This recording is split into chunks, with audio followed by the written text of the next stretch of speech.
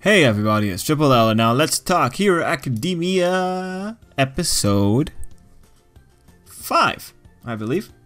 Yeah, I think we're episode 5.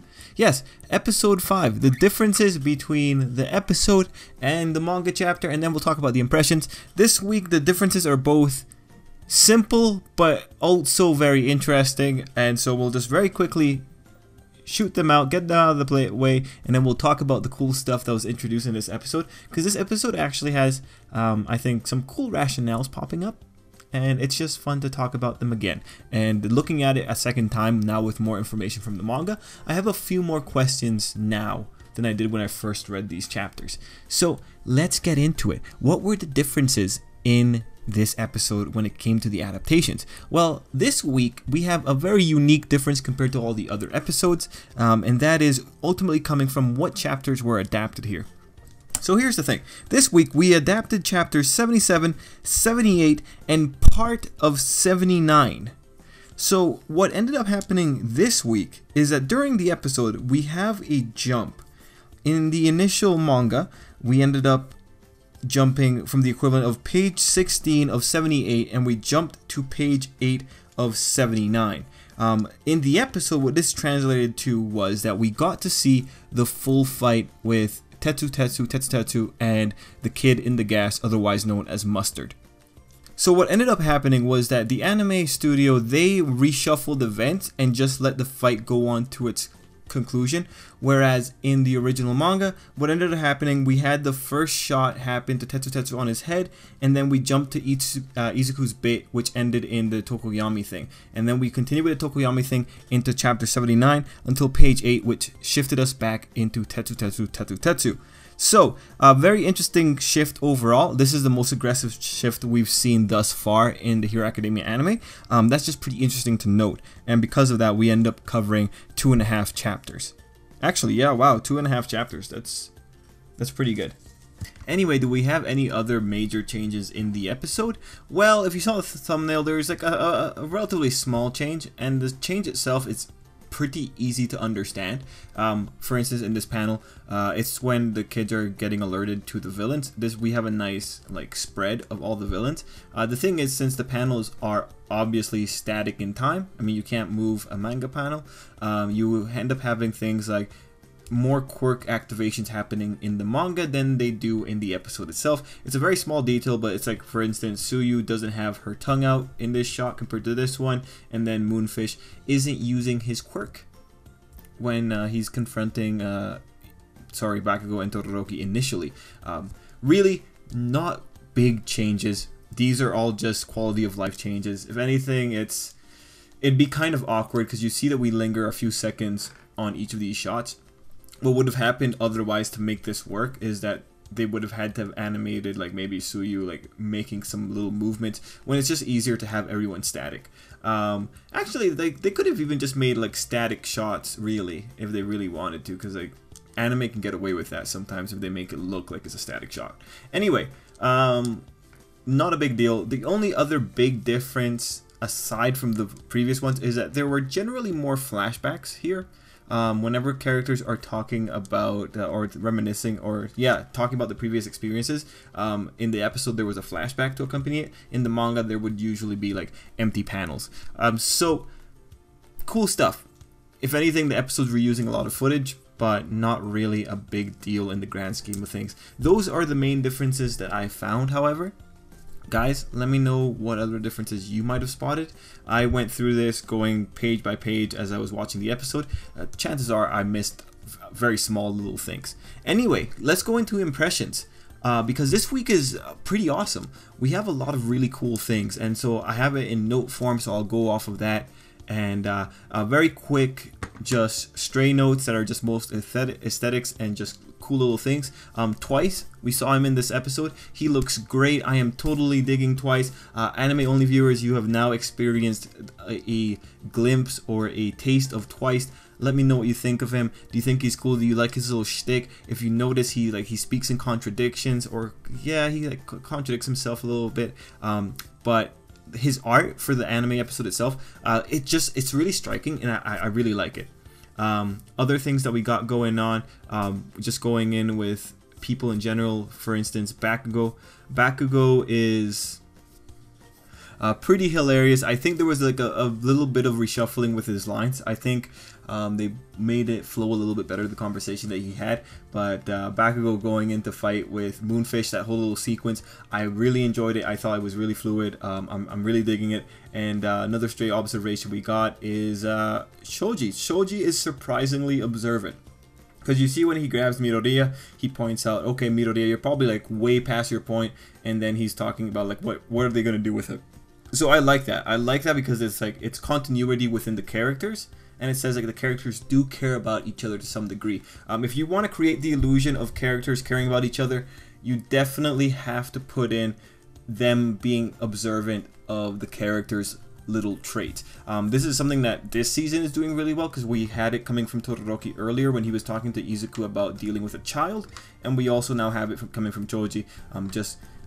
It's nice that the characters are aware of Izuku's little quirks, right? And every time we get a scene like that, I will always praise it, because at the end of the day, I like character interactions more, and that's what I value more.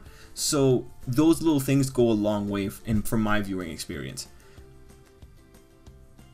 Anyway, the last points that I really want to talk about really all revolve around quirks. So first off, Twice's quirk. We see that, actually, yeah, no, we know, because I just had to make sure that the anime only weren't going to get spoiled. Twice is the one that creates the clones. We know that because we see from their interaction with Dabi. I have a lot of questions about Twice's clones and his consciousness, or the clone's consciousness or self-awareness, and so I want to explore that kind of area more, but it's kind of hard because I don't think the manga gives you enough exploration of it besides Twice's own personal traumas of it. I would like to see more, but it's definitely going to be one of those things that I think I'm going to make a separate video for it. I'm going to make a video about Twice in general, because there's some aspects of his clones that I think I need to explore it a little bit more, because I think there's some weird logic that can apply there, and it's an exciting quirk. It's a very exciting quirk, so I definitely want to make more videos about Twice. Another thing, going into Mustard, the kid in the gas. Mustard's whole sequence with Tetsu.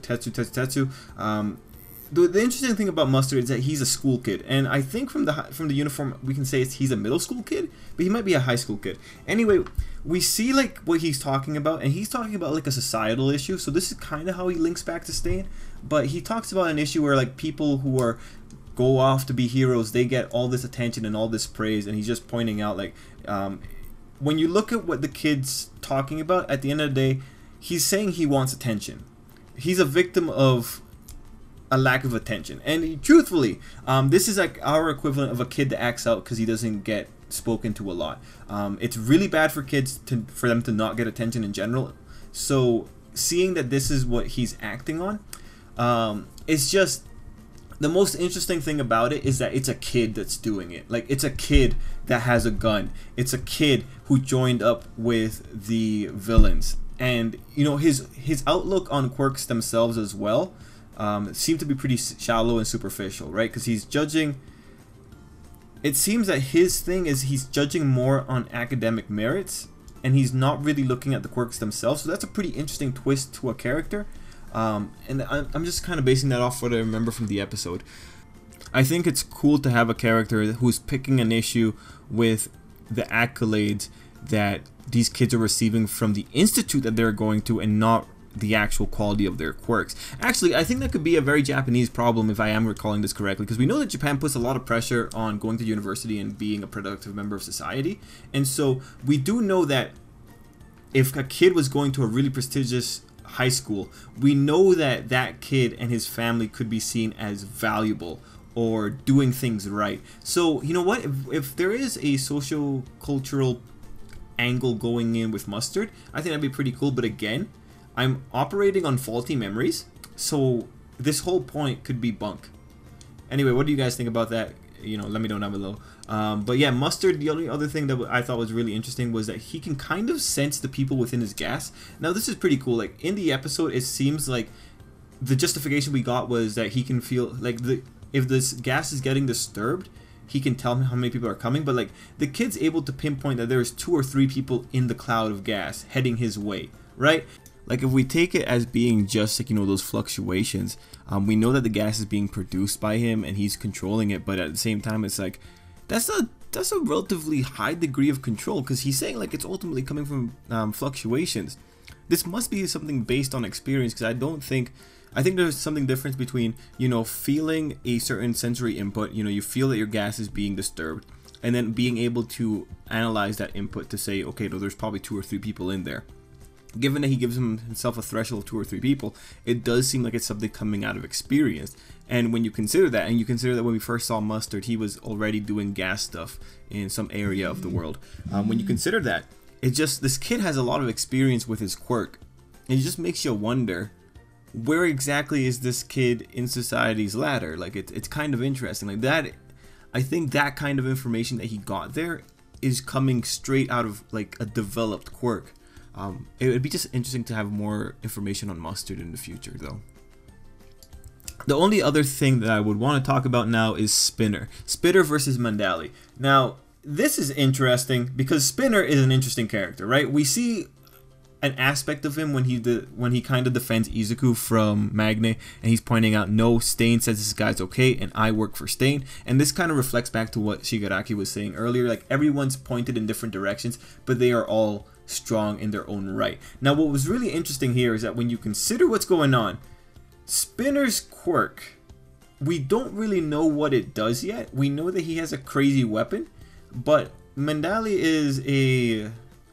I don't know how to pronounce her name. Mandali? Yeah, she is a professional hero. We can assume that she has above average hand-to-hand combat training.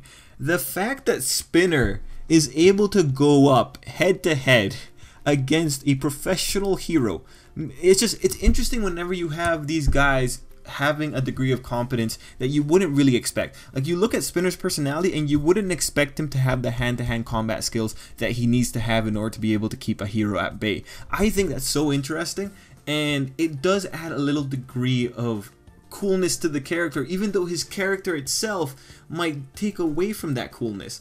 So I want to know if Spinner's actually a hardcore criminal like Magne before this, because Magne's a hardcore criminal, and we see like she's got the instincts, but Spinner is still like a bit of a question mark for me. And so when I see that Spinner got beaten because he got distracted for a split second, that speaks way more about how capable Spinner is than it speaks of how weak he is. So Spinner's pretty cool. I love it. But Spinner's continuing his rhetoric about heroes and villains, and it's like, whatever, man.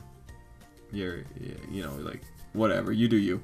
Anyway, that's it for me, guys. Thanks for watching. Let's call it there. Till next time, I hope you have a great day, and keep an eye on the channel for more Hero Academia videos. I don't want to promise anything though, because my schedule is just, between schedule and health, it's been really hard to make videos at a consistent rate. So just keep an eye out, but I'm sorry if I cannot produce too many. I want to do a lot, but it's kind of tough right now. Anyway, guys, thanks for watching. Till next time, I hope you have a great day.